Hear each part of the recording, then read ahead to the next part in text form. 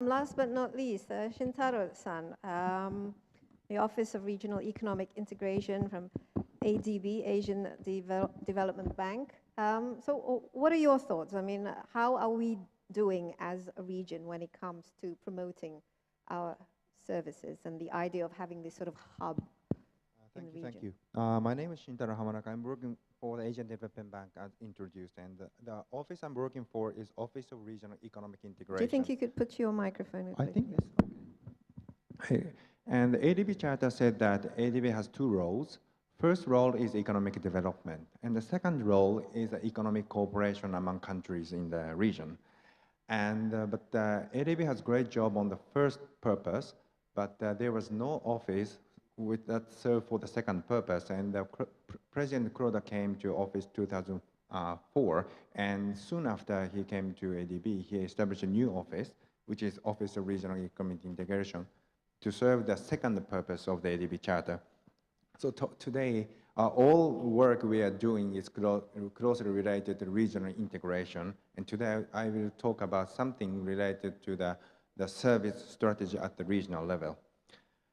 Where's the next one? You have, yeah.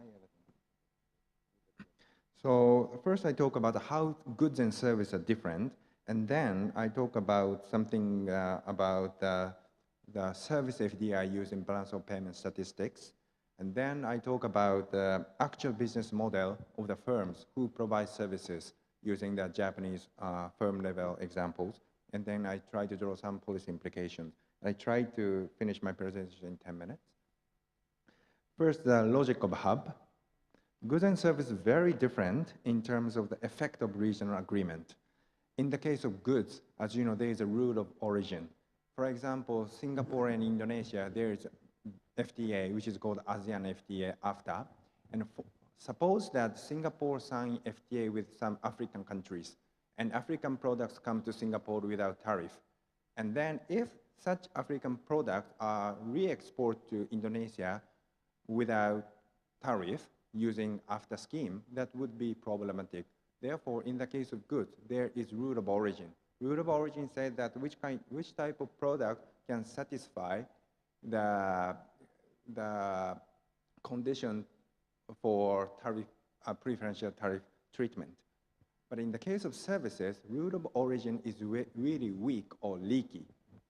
And as you know, in the case of services, there's mode 3, service trade, which is service trade through commercial presence.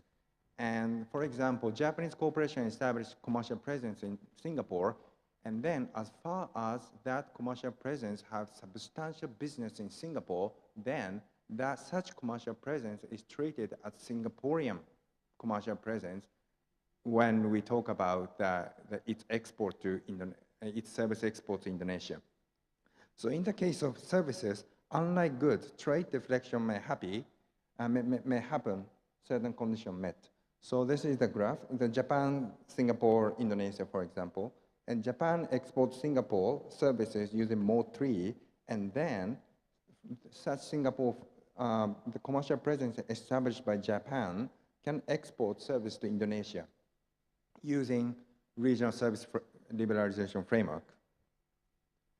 So the two conditions very important to think about the determinants of the regional hub. One is whether services are liberalized in the region.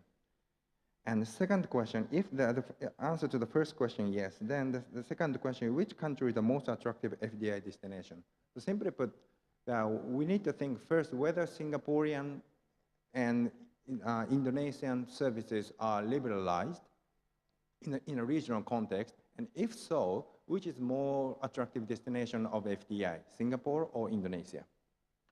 So therefore, service supplier in the third-party country strategically decide the location of the service FDI, and hub strategy seems to work well in the case of some services, but not all.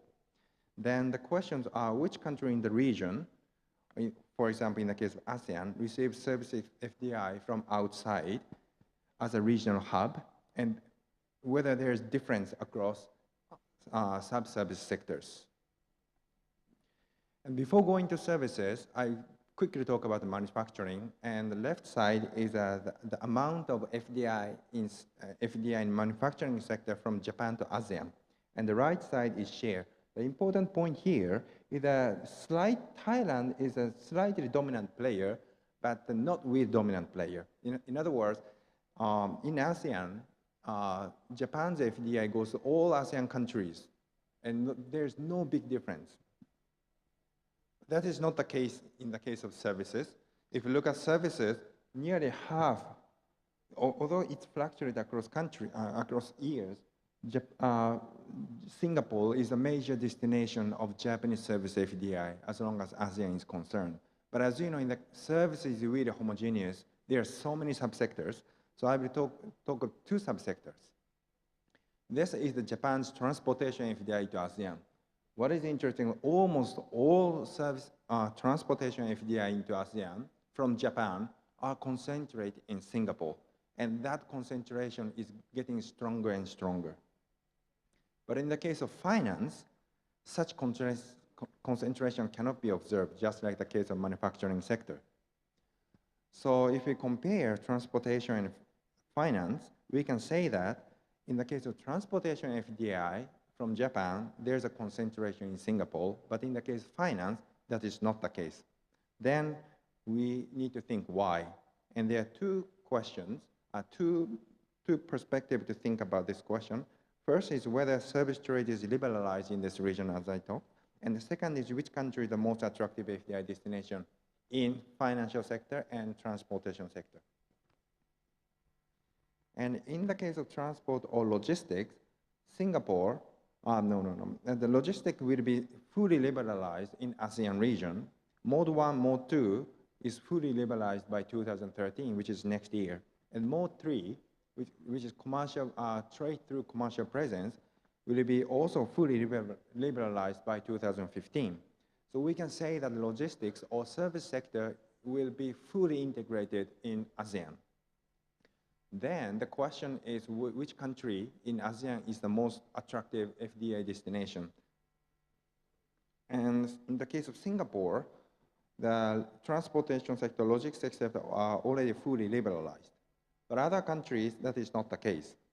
Thailand, there's some ambiguity in the regulation on the transportation sector. And in the case of Philippines, Constitution maintains strict foreign equity cap on the public utilities, including transportation. And in the case of Indonesia, it's widely said that the regulation is very complicated, and courier and the express delivery is not really distinguished. And for the courier supplier, they need to satisfy several regulations, for example, postal law and Ministry of Transportation orders and Ministry of Communication and Information Technology orders. And the other important aspect in think about the attractiveness of the FDI is EPA. And if we compare Japan's EPA with Singapore, Thailand, Philippines, Indonesia, Singapore EPA includes almost all transportation sector. But in the case of Indonesia, only 4 subsectors are covered. So there is a big difference between Singapore and Indonesia in terms of attractiveness from the perspective of regional agreement.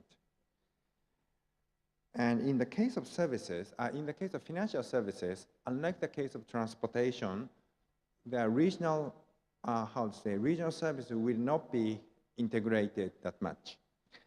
And there is the plan of liberalizing financial service sector under the AEC, ASEAN Economic Community Blueprint, which is launched in 2007, but the plan is not really aggressive.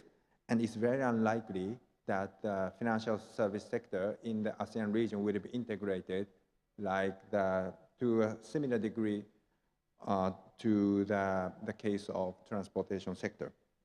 And actually, many countries still have very foreign equity cap in the banking sector as well as insurance sector. So in order to summarize, in the case of transportation, liberalization within ASEAN is very substantial, and therefore hub strategy works. And then which country is the most attractive? the answer is Singapore, because actual regulation, Singapore is the most liberal, and service commitment under EPA is very substantial. But in the case of finance, liberalization within ASEAN I'm sorry, this is not correct, is insubstantial, therefore hub strategy does not work.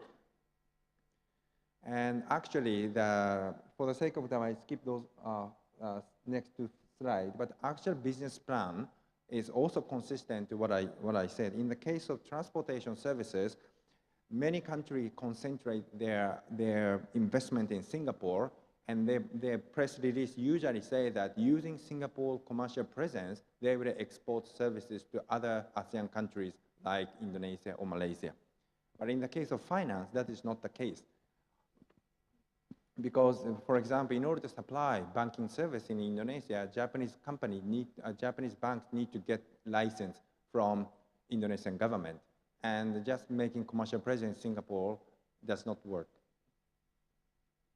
So finally, I'd like to talk about the policy implication.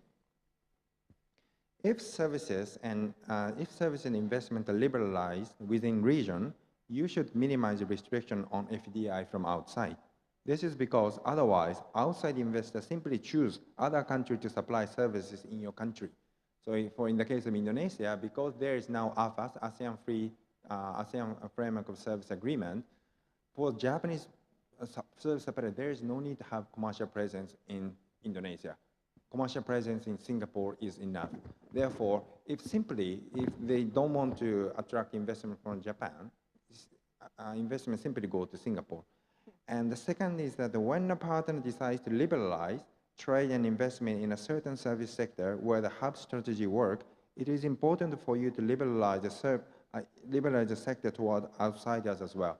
Again, if you don't liberalize, simply FDI go to your neighbor countries, and the company in the third country use the commercial presence in your partner country to supply services in your country. Okay. Yeah, that's it. Okay, thank you. I'm looking at your paper. It looks like Indonesia, we still have a long way to go, especially when after in 2015 is coming up in order to catch up with a country like Singapore. Certainly, we're not as attractive, for example, as Singapore. Now, just a quick question on the promotion aspect of it. Now, because of we are actually, even though we are integrated as an ASEAN, in terms of the services we provide, we are competitive, whether it's the tourism, the financial, or the transportation. Now, does it make sense to have an integrated promotional efforts in order to bring in sort of more export services into this part of the region, particularly in Indonesia? Or so you mean the integrated, mean that the corporation... the promotional efforts. At the regional level. Because otherwise we are competing against each other. I think the cooperation, collaboration may be very difficult, as you said, the competition. So you need to liberalize first to attract FDI from third countries. So in a sense, the competitive, the ASEAN countries should competing to liberalizing their service industry to attract the investment from the third country. That's the reality. If you don't liberalize and the other ASEAN countries liberalize, that's a nightmare. All service goes to that country. So this is really interesting. On the one hand, regional cooperation in services are really positive sum game. But at the same time, but if you look at the FDI, that is not the case. So on the one hand, cooperation, but on the other hand, really competition. Yeah, so actually what we talk about regional economic integration is basically more competition, and we have to be ready to open up our markets and competing with our neighbors instead of integrating. And in this instance, I think Indonesia, we still have a lot of homework to finish off before we are ready to open up.